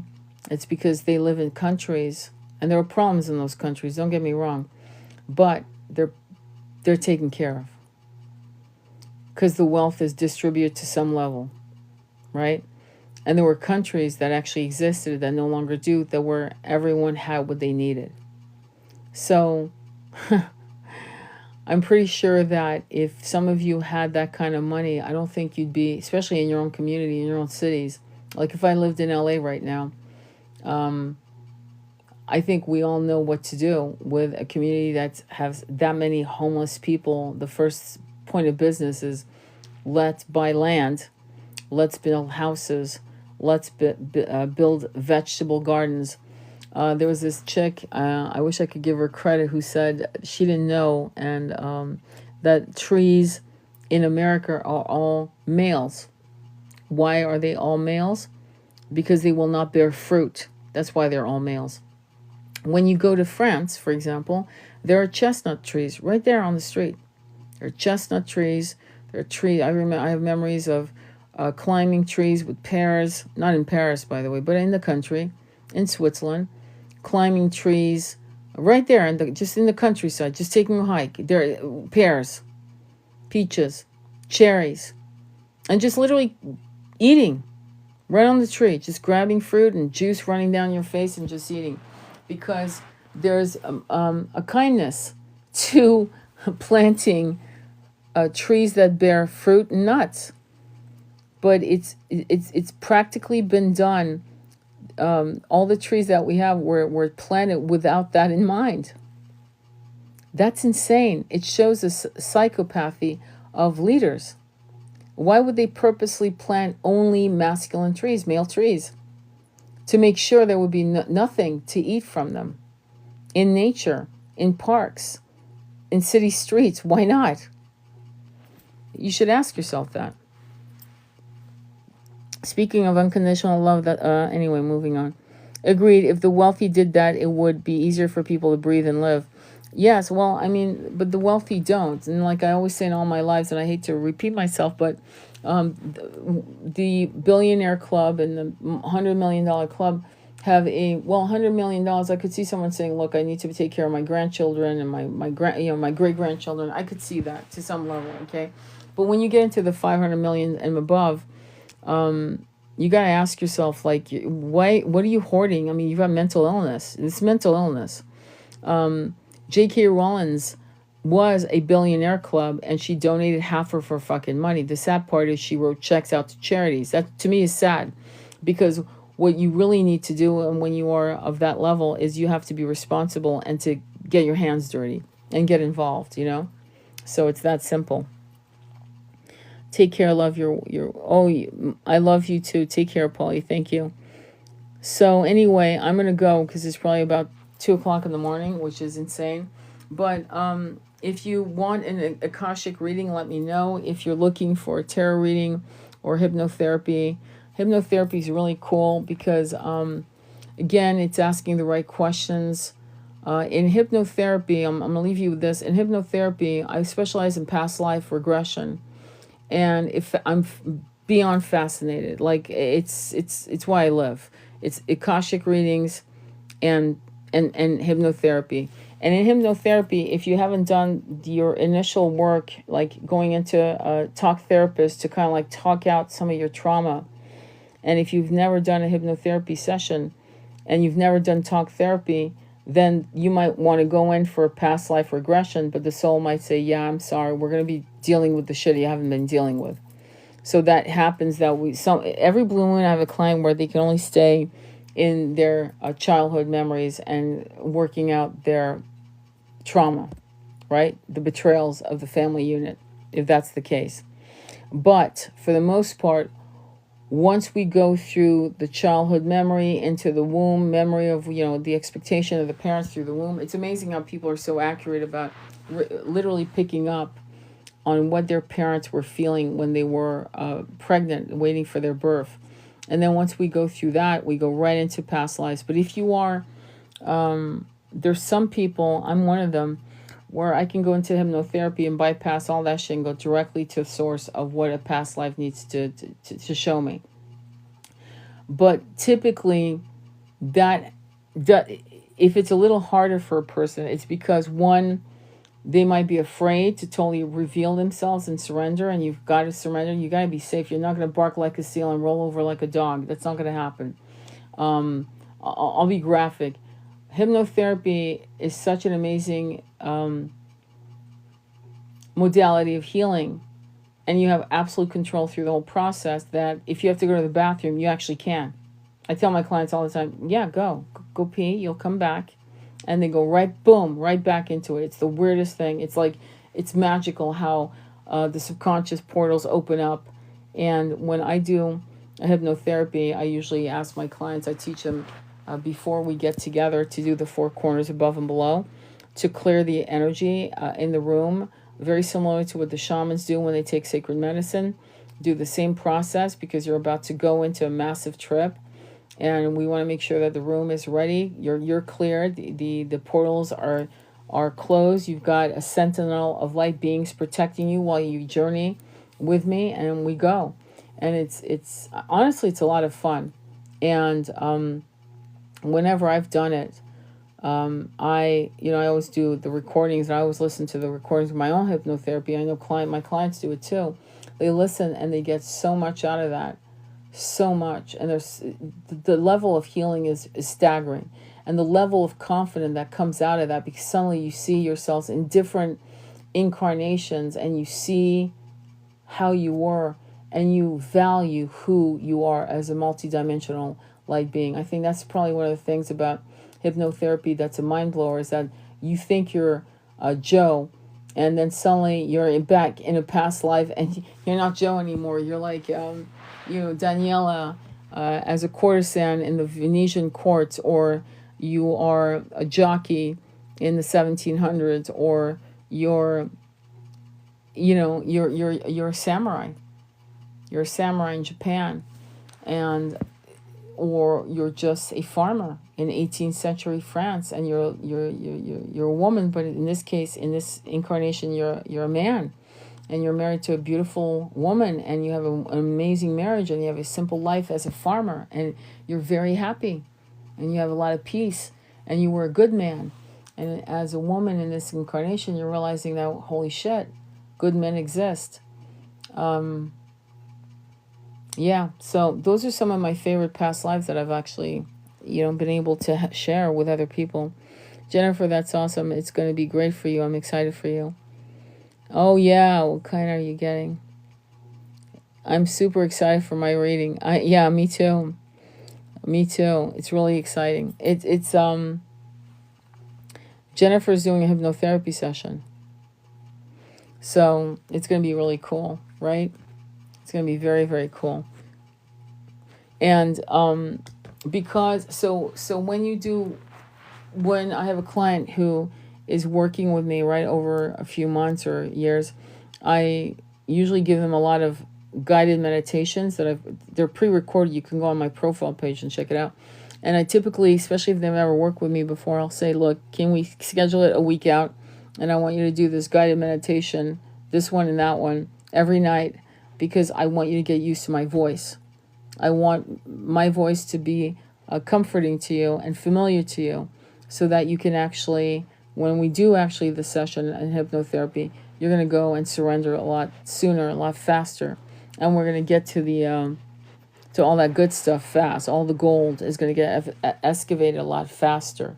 So that's one of the reasons why I do that. Sometimes I delay hypnotherapies for a while.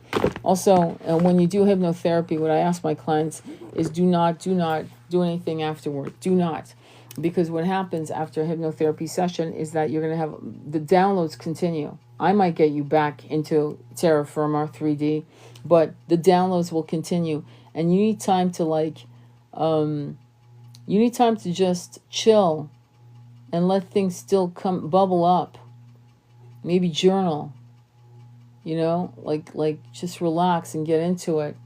And the following day, you might actually get more downloads. You may have a very amazing lucid dreams, things of that nature. So it's really kind of cool. I was told I was different goddesses, and I'm Egyptian queen. I want to dive into what I see info. Dove, not dove.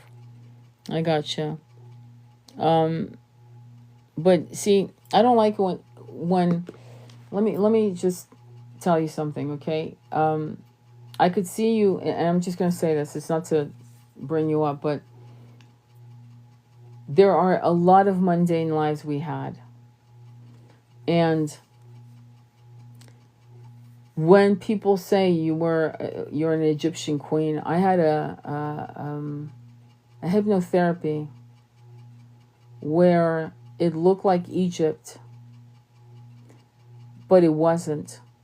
It was another planet that had a similar feel of Egypt. But there were things that he was saying to me during hypnotherapy that was red flags that we weren't actually on this planet, that it was a different planet.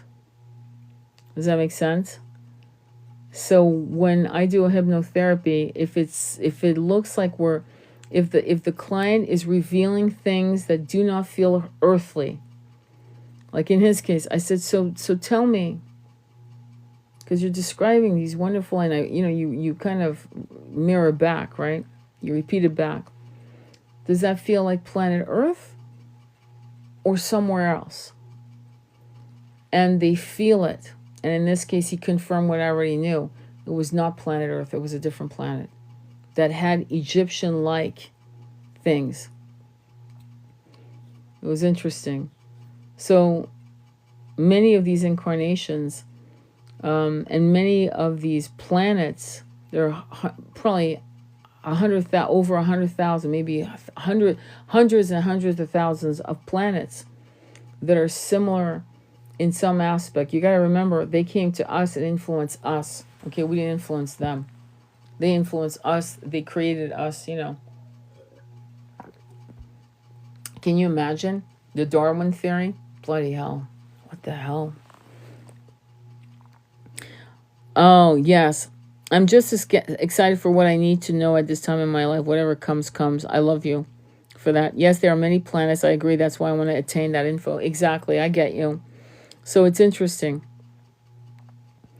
When Now, in the comment of goddesses, what was happening during the golden age of India, there were Devi and Devas, and that means that there were people who were or sentient beings that were half god, half human, which we see that in the Greek in Greek mythology, right? We see it all the time. Hercules is a good example, but this was actually a real thing, and many of us would incarnate as gods, demigods.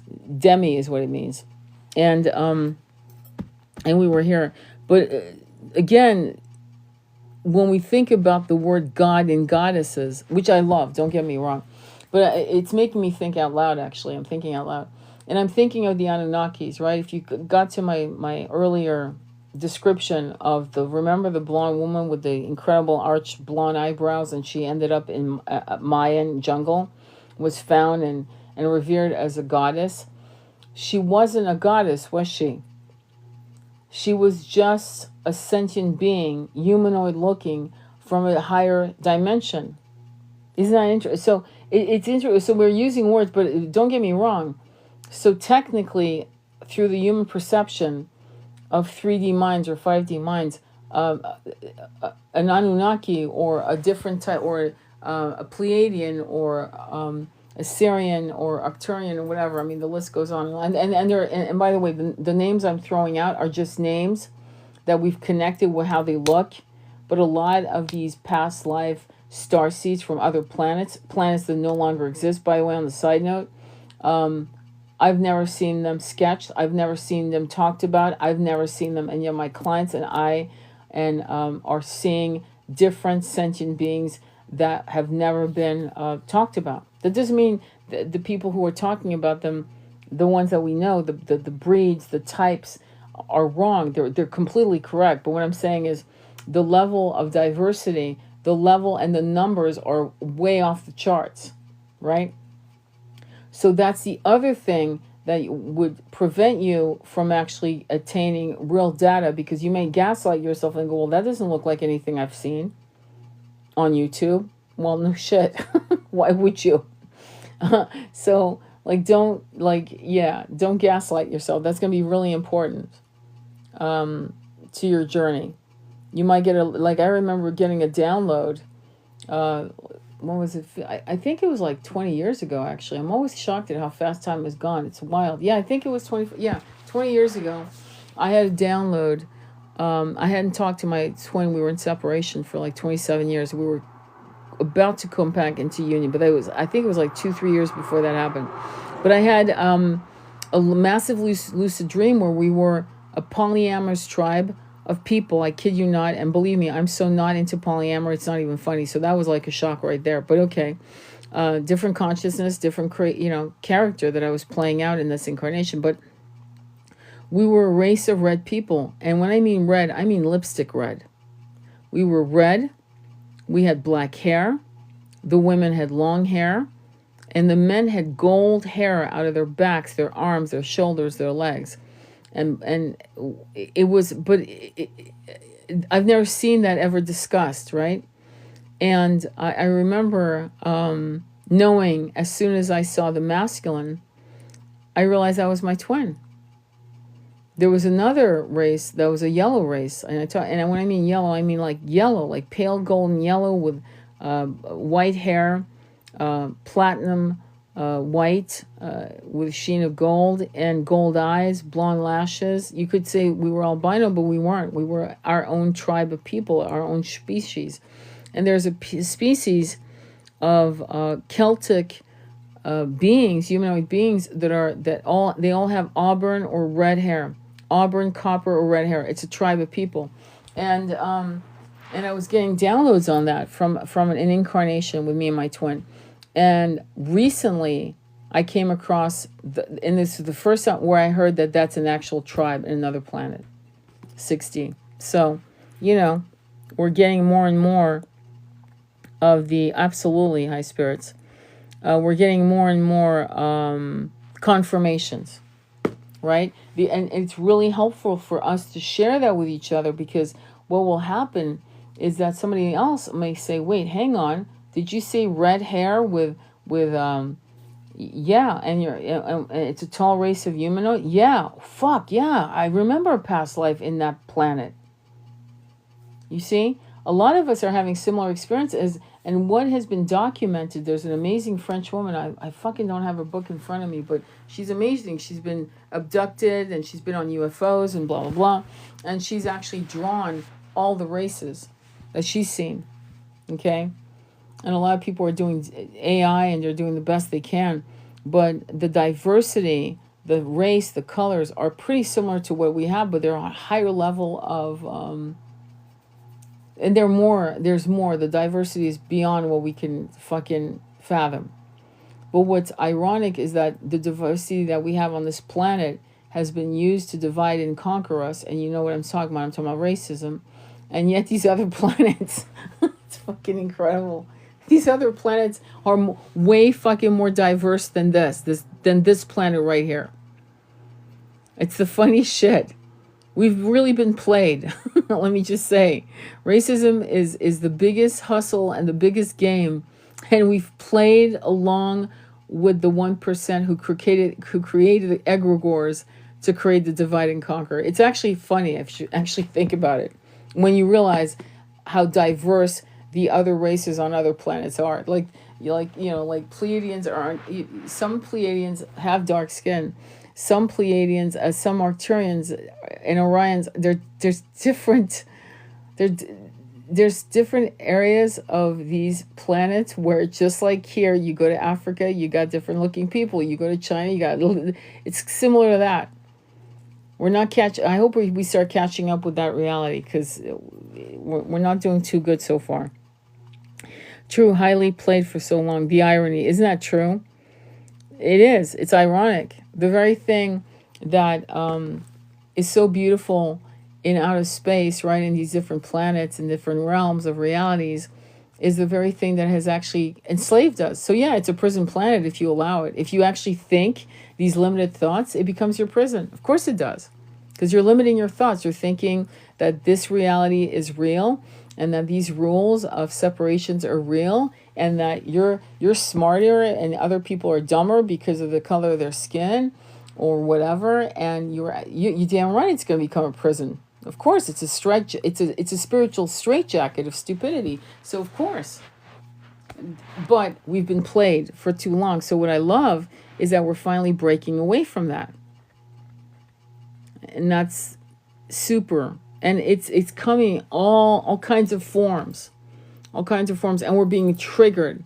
And there's extremes that are here to trigger us. Massive extremes of bullshit. And but it's interesting how the root chakra is being completely exposed for the fuckery that's gone on for so long, starting with us as children. And we're seeing everything's playing out and exposing the most horrific, diabolical things that, like I said, I'm repeating myself and I apologize, but that is actually healing these shadows that we never knew. Like where we're opening closets and we're going, oh, it's exactly like that. It's like we're going into the attic. We've never been there. This attic's been filled with bullshit for the last 500,000 years. And we're coming across all this fuckery. A lot of beauty, but we already know the beauty and we're excavating more, but we're seeing all the fuckery that was hidden in plain sight. And so yeah, there's going to be a shock to the system. But to be honest with you guys, I hope your guys are grinning from ear to ear every day, because the shit's falling apart. And so the discomfort isn't fun, don't get me wrong, but what's to come is amazing. So one of the things I'll share with you, which I think is really cool and it's important, you know that we have a delay in manifestation. You know that, right? And I was in meditation and I was puzzling how 5D would be, because again, we don't want factories, right? We don't want worker bees. We don't want any of that. We don't want people to have to work to give us goods, kind of like Gattaca, the movie Gattaca, or Equilibrium, those movies. Equilibrium, if you haven't seen it, watch it. Gattaca, if you haven't seen that, watch it. Uma Thurman with Gattaca. I don't know Equilibrium, who was in it, but it's about emotions are outlawed. But in Gattaca with Uma Thurman, it's about purebloods giving birth through through a normal process of just you make love and we'll see what we get. We might have a blue-eyed boy, or we might have a boy or a girl, whatever. That's over. People actually go in and do genetic manipulation to have babies, and so it's a hierarchy. It becomes a caste system. So Gattaca is an amazing movie. Definitely watch it. But the point is, so I was in my meditation puzzling over how do we manifest, right? So that no one needs to be a slave, no one needs to be a servant, no one. So I did see, I can't really speak for 5D, but I know in 6D, if you want a chair, there it is. You want a rocking chair, there it is. You want a table, there it is. You want a 6-course meal, there it is. You just want it, visualize it, and it appears immediately. And I was puzzling over that because the reason why there's a delay in 3D, 4D consciousness is because our monkey minds are so fucked that we could actually, and our mind is always racing, right? So if we actually visualize a table and suddenly saw a monkey on it, a monkey would appear with the table and it would be chaos, right? So the delay is because our monkey mind has still not been trained. In 6D, there's no monkey mind bullshit. In other words, the mind is clear, so the mind can actually create. Again, remember, it's science. Thought become matter. So that was the download I got, and that meant that there was no need to barter, buy, create, factory. All of that was off the table, and whatever we need. So if you wanted a big fucking house, like a 6,000 square foot feet house, you could have it. If me personally, funny enough, even if I could do it and visualize it, even now, today, in my consciousness, I would still go for probably, I don't know, maybe an 800 or maybe at most 900 square foot house. Even now, even then. Because I want something more intimate, smaller, a garden, a this, a that, a river, a stream, a waterfall, a willow tree, apple trees, cherry trees, and as you think what you want, it's actually popping up, it's disappearing. Which, if you remember the movie Where Dreams May Come, that's exactly what happens. And if you remember, in the beginning, do you remember that in the opening scene when Cuba Gooding Jr. meets Robin Williams and he kind of fucks up because his monkey mind is still like, he's kind of still shedding the scars of being a human in 3D. And so here he is in this new reality where he could totally co-create anything, and he's still stumbling through that in the beginning. Similarly, that's maybe what we're going to do, but probably not, because we're going to go from 5D to 6D as we incarnate on higher frequencies. And by the time we get to that level of co-creating with the universe immediately, we won't have a monkey mind stumbling us into fuckery. That's what's fascinating. So I wanted to share that with you. So if I'm saying that to you, then that means that you have massive potential to co-create what you want. And the one thing that is going to prevent you from co-creating at a greater speed is one, fear, which connected to your anxiety, lack of self-worth, and frustration that it's taking so long. All of these aspects are very dragging emotions that are going to actually delay it even more. And that's the problem. So I did readings of Mind Power into the 21st Century, which you can check out on YouTube, and it's right there. You just scroll up and you'll see part 1, 2, and 3, and 4, and you may want to look at it. When you repeat yourself, that means it's important to reiterate. Thank you. I know it's true. Who is enslaving us? Why do they do this? They do it. I'm going to give you the best person to answer that question for you, Ravi. I want you to go on Gaia.com, Gaia.com, and I want you to look up David Icke, Icke. The movie, actually it's a documentary called Renegade. Why am I doing this? I mean, I could answer it, but I could never answer to the level of brilliance than David Icke, because he will actually break it down to such a level that you'll walk away like fucking massive aha moments. You'll get it. And he'll explain why. And some of it is dark And you may want to go on his website. When COVID lockdown happened, they removed his YouTube channel. And there was a lot of data. So you can also look up David Icke, ICKE. It's fucking dark. And I can't explain it here to the level of detail, but he's the master of that, because he was one of the first ones who started talking about this shit back in the 80s. He's a master. Conspiracy theorist my ass. Let's put it that way. Because pretty much damn near everything he said, sadly, has come true. So go to the best. And he will tell you exactly why they've been doing this. Okay? He will tell you. All right? So I hope that helps. When you repeat your... Okay, sorry. Thank you for that. Yes, manifesting gets stalled out. Yeah, it gets stalled out because the emotions are wrong. Yeah, 6D up things from flow faster and freely, no need for money. I love that. There's no need for money. There's no need for slaves. There's no need for servants. He's very hard to find right now. Yes, he is.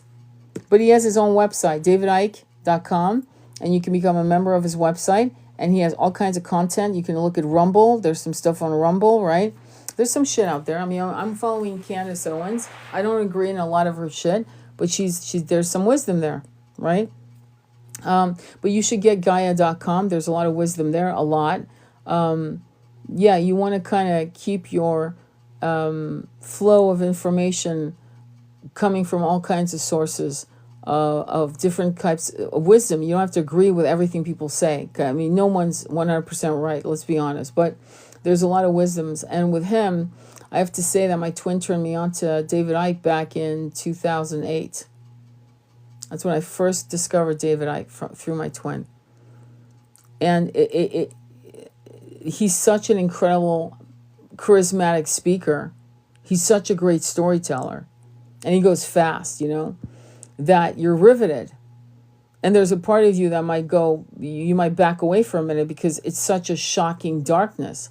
But he's not been wrong at all, sadly. And now we're seeing the end results with the P. Diddy bullshit, right? From Epstein to P. Diddy. And it's getting, you know, there's the collapse of these fake foundations, these toxic foundations are finally coming to an end. And the more of you awakened, the more of you speak and create content, the more of you become more vocal, more lioness-like, in speaking the truth and your own experiences, in remembering and waking up, the more our voices will drown out the toxic deviancy of the 1%. It's that simple. There's no fear. There's no fear. There's no need for fear. You know what I mean? So you got to do your part. David is fantastic. Oh, I'm glad you like him. I really love him too. I think he's incredibly brilliant. So, yeah, it was great talking to you guys tonight. Thanks again for joining me. Yes, dear. Yes, dear is useless. Oh, fear. I was like, yeah, no, fear is, yeah, but it is the human experience, unfortunately. Thank you, Sixth. It's the human experience. It's one, and the fact that we're able to push through these 3D brains, and it's almost like we're pushing through a wall of cement and rising out of it and climbing out of it in our light. And many of us will not return back to this beautiful planet until it's firmly entrenched in 5D. And we will come to, many of us will go to 6D, some of us 7D, and we will be able to go back down to 5D without the amnesia that I shared about the Andromedan who actually, you know, fell. And it wasn't anything they did wrong. It was just they didn't know that by doing this, by taking a human experience, a human incarnation as a walk-in, if you will, they were going to lose their consciousness. It's crazy, but it's real.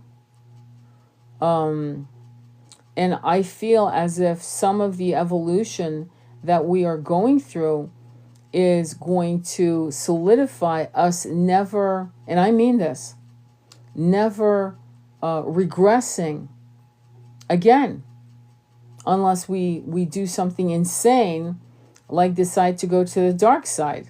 And even Darth Vader went to the light at the end. Even Darth Vader woke up.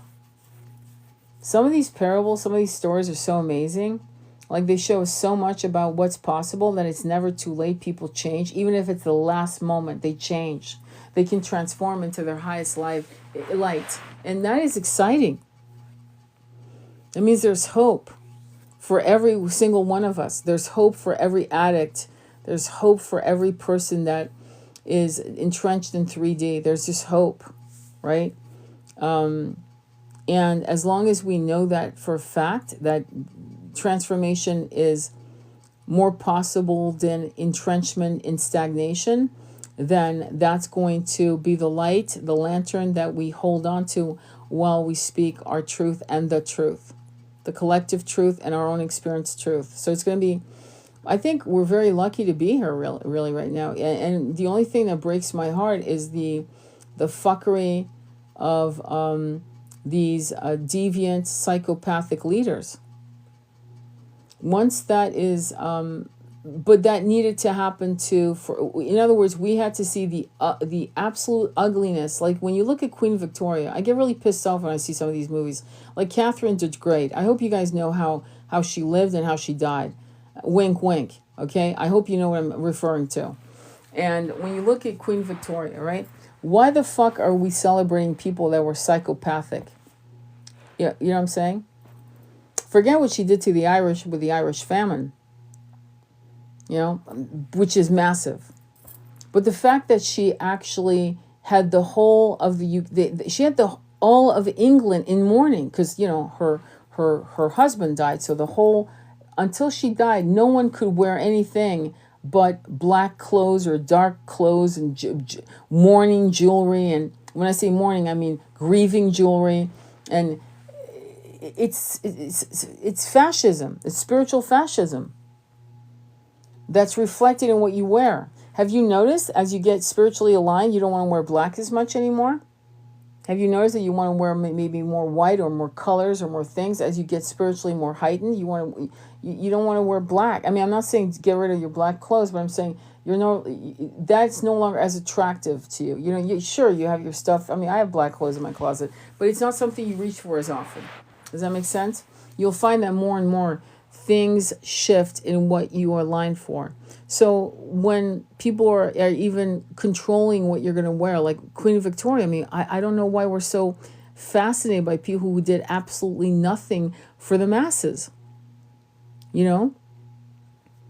Why are we so enamored by royalty when the irony is many of us who are star seeds from other planets are, look, I'm not trying to kiss your ass, but we're more royal than they are in our spiritual purity to want a balance of abundance for everyone.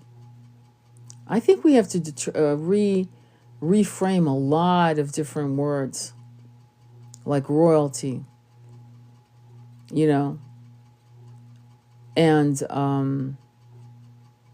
abundance and love and loyalty. Because there is toxic loyalty, and then there's loyalty to the divine and loyalty to yourself. Sometimes when I do readings on people, I'll look at a lot of heavy energy around their numerology, and I just know they're good people. They didn't go out and fuck people over. And I don't mean just in this incarnation. In other incarnations, in the last, say, 5-6 incarnations, they weren't bad people. But I see a heavy karmic price being paid.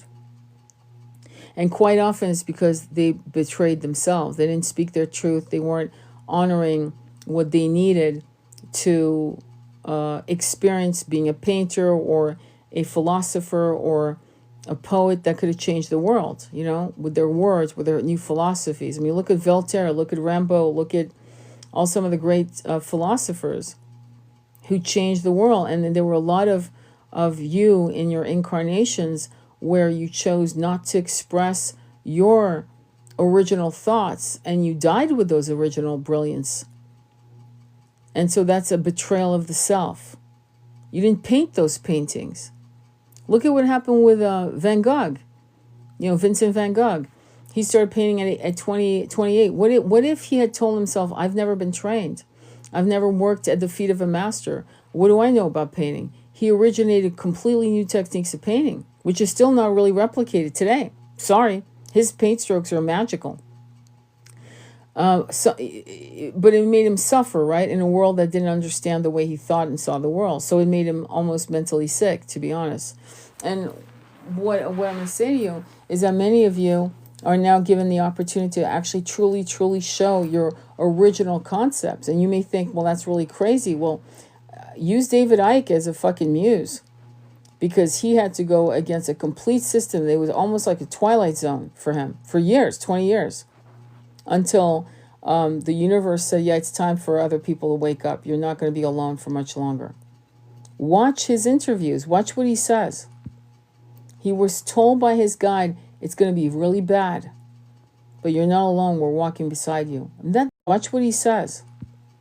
He was told by his guide, it's going to be really bad, but you're not alone. We're walking beside you. And that's some sad shit. And sorry. So hopefully you can actually go follow him or bless him with your patronage, you know. Hey, beautiful girl. So very synchronistic to what I needed to hear at the end of my day today. Oh, beautiful. All right, my loves. Hey, Andromeda. I'm going to go to bed now, finally. Anyway, sending you much love on your journey. I will go ahead and upload it. Please, if you didn't see the beginning of this, you may want to see the beginning to catch up, because I was talking about how we fell through the Akashik readings that I do. We talked about hypnotherapy and how remembering where you came from, the incarnations you had, both mundane and divine, is the most important thing you can do in this incarnation, so that you can actually get a massive leg up into your ascension journey. And it's going to give you massive confidence, not arrogance, confidence. You know what I mean? Balanced confidence. Because when you are confident, there's no need to be arrogant. Does that make sense? And you'll be so confident in your own original magic that is going to benefit the collective, that you will not compete with anyone else, and you will be out there helping others turn on their light. And it's all hands on deck. We need every one of you, and more than even you. We need you times, fucking 100 million of us. If we could accomplish that in the next 2 years, by 2027, the 1% will melt away like the Wicked Witch of the West in The Wizard of Oz. I'm not kidding. It'll be very interesting to see that. Anyway, enjoy your journey. You're very blessed to be here. Namaste. And yes, I intend to. Much love on your journey.